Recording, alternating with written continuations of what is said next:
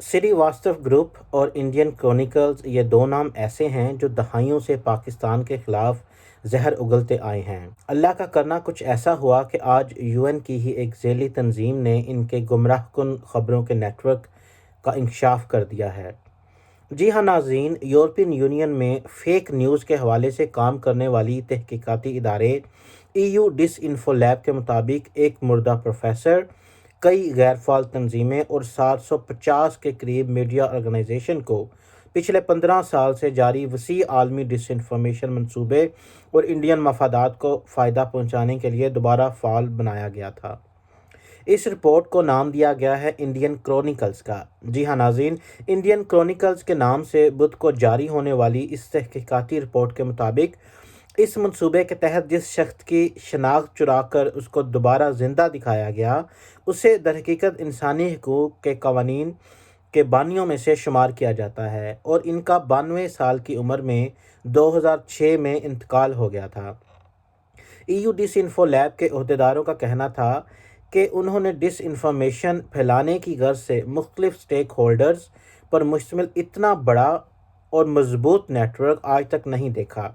इससे ज़ाहिर होता है नाज़रीन कि इस ग्रुप के पीछे कोई बहुत बड़ी खुफिया ताकत या बाअसर ग्रुप है।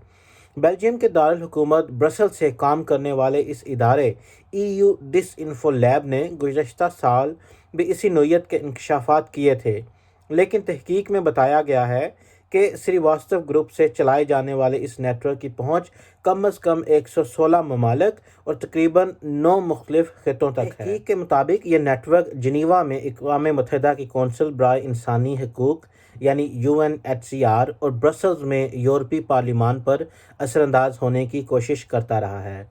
इस सिलसिले में यह नेटवर्क मशकूक या जाली NGOs, 700 से ज़ायद जाली मीडिया इदारे, फ़र्ज़ी शनाख्त इख्तियार करके या दूसरों की शनाख्त चुरा कर या एक केस में तो इंसानी हकूक़ पर काम करने वाली एक इंतहाई मोतबर और बाअसर शख्सियत को ज़िंदा दिखाकर इसका नाम इस्तेमाल करके अपने मकासद पूरे करता रहा है। इसके अलावा इस नेटवर्क की हिकमत अमली का बड़ा अहम जज़ू ये है कि मीडिया के जाली इदारों पर शाया होने वाली ख़बरों को इंडिया की सबसे बड़ी न्यूज़ वायर एजेंसी यानी एशियन न्यूज़ इंटरनेशनल ANI के ज़रिए मोतबर ज़ाहिर करके और ख़बर को मज़ीद आगे फैलाना था। इंडियन क्रॉनिकल्स के पीछे आखिर किसका हाथ है? नाज़रीन, EU डिसइंफो लैब ने कहा है कि इस बारे में मज़ीद तहकीक और तफ्तीश ज़रूर होनी चाहिए ताकि इंडियन क्रॉनिकल के पीछे खुफिया हाथों का इंकशाफ हो सके। उनके मुताबिक इस नेटवर्क के पीछे श्रीवास्तव ग्रुप को मुलव्वस पाया गया है, लेकिन वो इससे ज़्यादा मालूमात या हतमी तौर पर यह साबित नहीं कर पाए कि आया इंडियन हुकूमत या इंडियन खुफिया एजेंसी रा इसमें मुलव्वस है। इनका मज़ीद कहना था कि इस नौयत का यह ऑपरेशन और जितनी वसी इसकी पहुँच है, ये काफ़ी गौर तलब बात है कि इतना बड़ा ऑपरेशन महज चंद कंप्यूटर के साथ नहीं चलाया जा सकता। इसके लिए बहुत बड़ी मनसूबाबंदी करनी होती है। ये ऐन मुमकिन है कि इसके पीछे इंडियन हुकूमत या इंडियन हुकूमत के इदारे मुलव्वस हों। ताहम BBC के मुताबिक जब उन्होंने इस हवाले से इंडियन हुकूमत को सवालात भेजे तो वहाँ से कोई जवाब मौसूल नहीं हुआ। अब बात करते हैं इंडियन क्रॉनिकल्स के इस नेटवर्क के मकासद और अज़ाइम की। EU डिसइंफो लैब के मुताबिक तहकीकात की सबसे अहम बात अक़वाम मुत्तहिदा से तस्लीम शुदा 10 NGOs का श्रीवास्तव ग्रुप से बराह रास्त ताल्लुक़ साबित करना थी। इसके अलावा 500 से ज़्यादा न्यूज़ वेबसाइट्स, मुतअद्दिद मशकूक NGOs और कई फाल इदारे और थिंक टैंक्स का भी श्रीवास्तव ग्रुप से बराह रास्त ताल्लुक़ इस तहकीक में साबित हो गया था, जो कि बैनुल-अक़वामी सतह पर इंडियन मफादात को फैलाव और पाकिस्तान के ख़िलाफ़ हर्जा रसाई करती आ रही थी। तहकीक के मुताबिक श्रीवास्तव ग्रुप के इस ऑपरेशन का आगाज़ सन 2005 के आखिर में हुआ। नाज़रीन, ये वही वक्त है जब UNHRC कायम की गई। तहकीकाती इदारे को commission to study organisations of peace नामी NGO का नाम बिलखसूस खटका, जिसका क़याम तो 1930 में हुआ था, लेकिन 1975 तक यह गैर फ़ाल थी। جس سے ظاہر ہوتا ہے کہ یہ ایک بے نامی کمپنی بنائی گئی تھی جسے اس وقت استعمال کیا گیا جب اس کی ضرورت محسوس کی گئی۔ اس میں اچنبھے کی بات تو یہ تھی کہ تحقیق میں نظر آیا کہ اس ادارے کے ایک سابق چیئرمین کا نام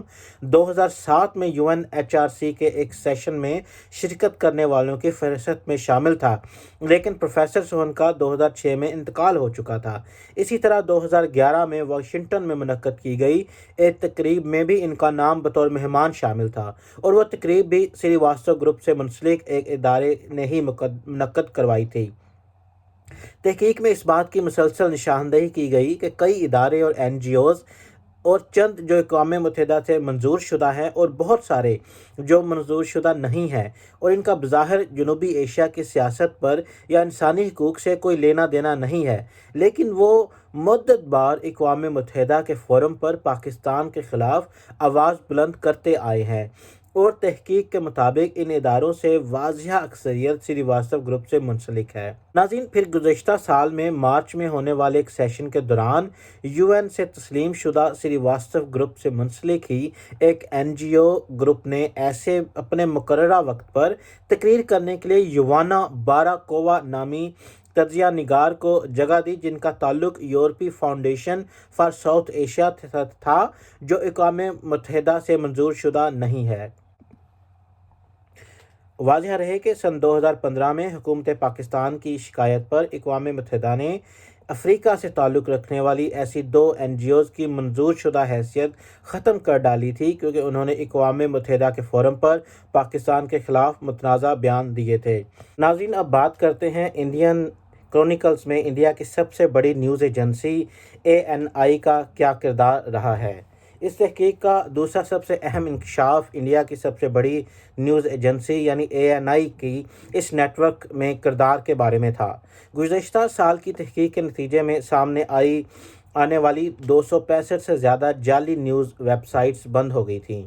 البتہ کچھ عرصے بعد EU کرونیکلز کے نام سے ایک اور نئی ویب سائٹ قیام عمل میں آئی، جس میں یورپین پارلیمان کے ممبران نے پہلے کی طرح پاکستان مخالف مضامین لکھنے شروع کر دیے۔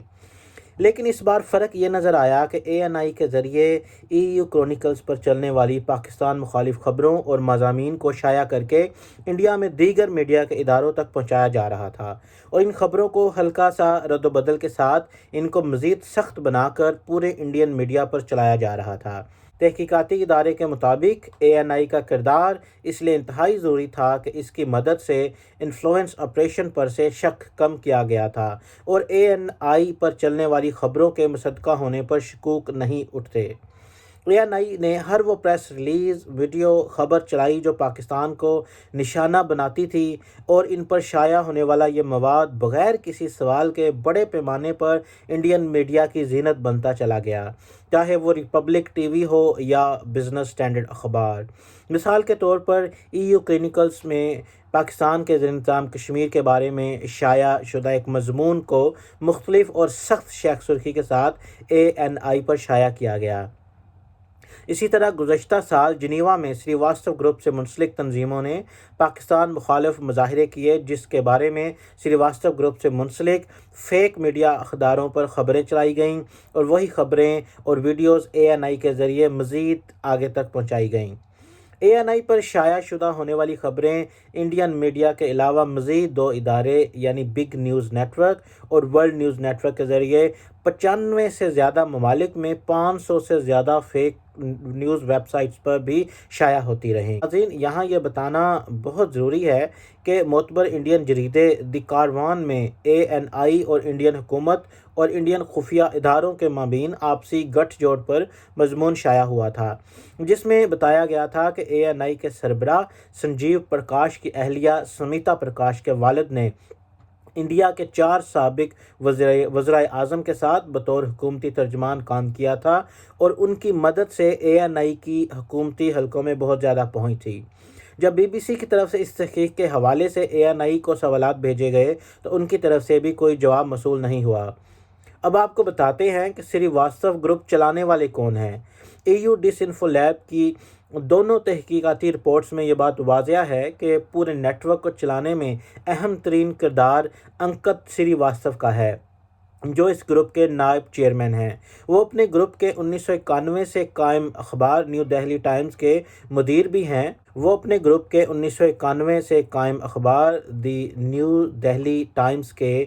مدیر بھی ہیں، اور اس کے علاوہ ان کے ذاتی ای میل ایڈریس اور ان کی کمپنی کے ای میل سے 400 سے زائد ویب سائٹس کے نام رجسٹر کیے گئے ہیں۔ ناظرین، بی بی سی کے مطابق جب انہوں نے نئی دہلی کے ایک پرتعیش علاقے میں موجود اس گروپ کے دفتر میں رابطہ کیا تو انہیں بتایا گیا کہ اس عمارت میں اس نام کا کوئی دفتر موجود ہی نہیں ہے۔ ناظرین، پھر بات آتی ہے سری واستو گروپ سے منسلک ایک پراسرار ٹیکنالوجی کمپنی اگلایا کی، جس کے مالک کا نام بظاہر انکور سری واستو ہے، اور اس کمپنی کا پتہ بھی وہی ہے جو سری واستو گروپ سے منسلک ہر ادارے کا ہے۔ اگلایا کی ویب سائٹ سے اس سال فروری سے غیر فعال ہے، لیکن چند برس پہلے تک یہ کمپنی دنیا بھر میں اپنی ہیکنگ اور جاسوسی کرنے والے آلات اور ٹیکنالوجی اور انفارمیشن وارفیئر سروس کو بھرپور تشہیر کرتی رہی ہے۔ اگلایا نے اپنے اشتہارات میں دعویٰ کیا تھا کہ ان کے پاس ملکوں کو نقصان پہنچانے کی صلاحیت ہے، اور 3 سال قبل امریکی جریدے فوربس کو دیے گئے انٹرویو میں انکور سری واستو نے دعویٰ کیا تھا کہ وہ صرف انڈین خفیہ اداروں کو ہی اپنی خدمات اور مصنوعات فراہم کرتے ہیں۔ سری واستو گروپ سے منسلک تیسرا اہم نام ڈاکٹر پرامیلا سری واستو کا ہے، جو کہ گروپ کے بانی ڈاکٹر گووند نارائن کی اہلیہ انکت سری واستو کی والدہ اور گروپ کی چیئرپرسن ہیں۔ ای یو ڈس انفو لیب کی رپورٹ میں ان کا ذکر 2009 کے ایک واقعے کی صورت میں آتا ہے، جب جنیوا میں ہونے والی ایک تقریب میں انڈین ڈاکٹر ہرشن کور نے الزام لگایا کہ انہیں وہاں پر ڈاکٹر پی سری واستو نے ڈرایا دھمکایا اور کہا کہ وہ انڈین حکومت کی بہت سینئر عہدیدار ہیں۔ بی بی سی کے مطابق جب انہوں نے اس بارے میں جاننے کے لیے ڈاکٹر ہرشن کور سے رابطہ کیا اور انہیں پرملا سری واستو کی تصویر دکھائی تو انہوں نے اس کی پہچان کر کے تصدیق کی کہ ایسی خاتون نے ان کو دھمکیاں دی تھیں۔ ناظرین، ڈاکٹر ہرشن کور نے بی بی سی کو مزید بتایا کہ جب وہ وطن واپس آ گئیں تو پہلے ان کو سرکاری نوکری سے اس الزام کے باعث سبکدوش کر دیا گیا کہ انہوں نے جنیوا میں انڈین مخالف باتیں کی ہیں، اور اس کے بعد انڈین تفتیشی حکام بار بار ان کے گھر آئے، سوالات کیے اور پاکستان سے تعلقات رکھنے کے الزامات بھی لگاتے رہے۔ ان کے مطابق انہوں نے کہا کہ یہ معاملہ صرف اس وقت ختم ہوا جب اقوام متحدہ کی جانب سے انڈین حکومت کو ان کے حق میں خط لکھا گیا۔ ناظرین، اب بات کرتے ہیں اقوام متحدہ کی کہ کیا اقوام متحدہ اور یورپی پارلیمان اس نیٹ ورک سے لا علم تھا، یا انہوں نے اتنے بڑے منظم نیٹ ورک کو نظر انداز کر دیا؟ اس تحقیق سے پتہ چلتا ہے کہ جنیوا میں سری واستو گروپ سے منسلک اداروں کی حکمت عملی یہ ہے کہ UNHCR کے دفتر کے باہر مظاہرے کریں، پریس کانفرنس کریں اور مختلف تقریبات میں شرکت کر کے اپنے بیانیے کو پیش کریں، جبکہ برسلز میں یورپی پارلیمان میں اس گروپ سے وابستہ اداروں کی کوشش ہوتی ہے کہ ممبر پارلیمان کی قربت حاصل کی جائے اور ان کے ذریعے پاکستان کے خلاف پارلیمان میں آواز بلند کی جائے، جعلی میڈیا اداروں میں مضامین لکھوائے جائیں اور بیانیے کو فروغ کے لیے بین الاقوامی دورے کروائے جائیں۔ ایسی صورتحال میں یہ سوال اٹھانا انتہائی ضروری ہے کہ کیا اقوام متحدہ اور یورپی پارلیمان کو اپنے فورمز پر چلائے گئے اس آپریشن کے بارے میں کوئی علم نہیں تھا، اور اگر تھا تو انہوں نے اس حوالے سے کیا اقدامات لیے، خاص طور پر جب پچھلے ہی سال اس نوعیت کی ایک اور تحقیق سامنے آ چکی تھی۔ ناظرین، اس بارے میں جب UNHCR کے ترجمان سے رابطہ کیا گیا تو ان کا کہنا تھا کہ ان کا ادارہ NGOs کی حیثیت کا ذمہ دار تو نہیں ہے، اور نہ ہی کوئی ایسے قوانین ہیں جن کے تحت NGOs پر لازم ہو کہ وہ صرف کسی مخصوص موضوع پر ہی بات کر سکیں۔ NGOs کی اپنی مرضی ہے کہ وہ کسی بھی موضوع پر بات کریں اور اپنی باری پر کسی دوسرے ادارے یا شخص کو جگہ دے سکتے ہیں، بشرطے کہ وہ موضوع اس سیشن کے ایجنڈے سے مطابقت رکھتا ہو اور اس میں اخلاق ملحوظ خاطر رکھا جائے۔ یورپی پارلیمان سے منسلک ذرائع نے حفاظتی نظام پر سوال اٹھائے ہیں اور انہیں محض ایک مذاق قرار دیتے ہوئے کہا ہے کہ یورپی یونین اور پارلیمان کی ساری توجہ روس اور چین پر ہوتی ہے۔ اب وقت آ گیا ہے کہ یورپ سے باہر دیگر ممالک سے چلائے جانے والے اس نوعیت کے گمراہ کن آپریشن سے وسیع پیمانے پر نپٹا جائے۔ ناظرین، ای یو ڈس انفو لیب کے عہدیدار کا کہنا تھا کہ انہیں پختہ یقین ہے کہ یہ منظم گمراہ کن نیٹ ورک انڈین سٹیک ہولڈر چلا رہے ہیں۔ ان کا کہنا تھا کہ آپ تصور کریں اگر یہ نیٹ ورک روس یا چین کا ہوتا تو اس وقت ساری دنیا میں اس کے بارے میں رد عمل سامنے آتا اور بین الاقوامی طور پر اس کی مذمت کی جاتی اور تحقیقات کرنے کا مطالبہ کیا جاتا۔ تاہم اس حوالے سے یورپین یونین کی رپورٹ کے بعد صرف پاکستانی وزیر اعظم عمران خان نے اپنے ٹویٹر کے ذریعے یہ بیان دیا ہے کہ وہ بہت عرصے سے انڈین حکومت کی شدت پسندانہ سرگرمیوں کے خلاف عالمی اداروں کو آگاہ کرتے آئے ہیں، اور یہ کہ اب وقت آ گیا ہے کہ عالمی رہنماؤں کو اس رپورٹ پر مزید کارروائی کر کے اس کے پیچھے چھپے عوامل کو منظر عام پر لایا جائے۔ اس حوالے سے بات کرتے ہوئے انسانی حقوق کی تنظیم ہیومن رائٹ واچ کے عہدیدار نے برملا کہا کہ انڈین حکومت نے بہت کامیابی سے خود کو عالمی طور پر بالخصوص یورپی یونین سے کسی بھی قسم کی تنقید سے محفوظ رکھنے کی حکمت عملی اختیار کی ہے، حالانکہ زمینی صورتحال کو دیکھتے ہوئے ان سے سوالات ہونے چاہیے۔ لیکن اس نیٹ ورک کے مختلف محقق کہتے ہیں کہ یہ تحقیق فیصلہ لینے والوں کے لیے آنکھ کھولنے کے لیے کافی ہونی چاہیے کہ ایک ایسا نظام ترتیب دیا جائے جو بین الاقوامی طور پر ایسے کام کرنے والوں کو عالمی فورمز پر ناجائز فائدہ اٹھانے سے روکے۔ یہ بہت ممکن ہے کہ وہ ادارے جہاں انڈین کرونیکلز کی پہنچ تھی، ان کی جانب سے کوئی آواز نہ اٹھانے سے اس نیٹ ورک کو شے ملی ہو اور وقت ملا ہو کہ وہ خود کو زیادہ مؤثر اور ایسا کام کرتے رہیں۔ EU ڈس انفو لیب نے اس نیٹ ورک کے خلاف اقوام متحدہ اور یورپی یونین کے اقدامات کی روشنی میں کہا ہے کہ گمراہ کن معلومات پھیلانے والوں کے خلاف کارروائی یقینی بنائی جائے۔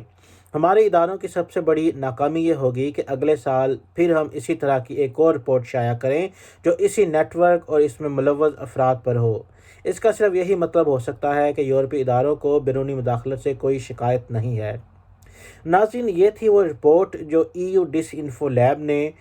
بدھ والے دن شائع کی، جس کے مطابق یہ ایک بہت بڑا نیٹ ورک جو ہے وہ اقوام متحدہ اور یورپین پارلیمنٹ میں برسر عمل تھا، جس میں وہ پاکستان کے خلاف پروپیگنڈا کر رہے تھے، اور اتنا بڑا نیٹ ورک ان کی تاریخ میں آج تک دیکھنے کو نہیں ملا۔ اب سوال یہاں پر پیدا ہوتا ہے کہ کیا انڈین نیٹ ورک کے اس انکشاف کے بعد انٹرنیشنل جو لیڈر ہیں، جو انٹرنیشنل آرگنائزیشنز ہیں، اقوام متحدہ بذات خود اور یورپین پارلیمان کوئی کارروائی کرے گی یا نہیں؟ اس کا جواب آنے والا وقت بتائے گا۔ اس کے لیے ہم اور آپ انتظار کرتے ہیں اور دیکھتے ہیں کہ اس پر اب کیا کارروائی ہوتی ہے۔ تب تک کے لیے اپنے ہوسٹ رانا جہاں زیب کو اجازت دیجیے گا۔ السلام علیکم۔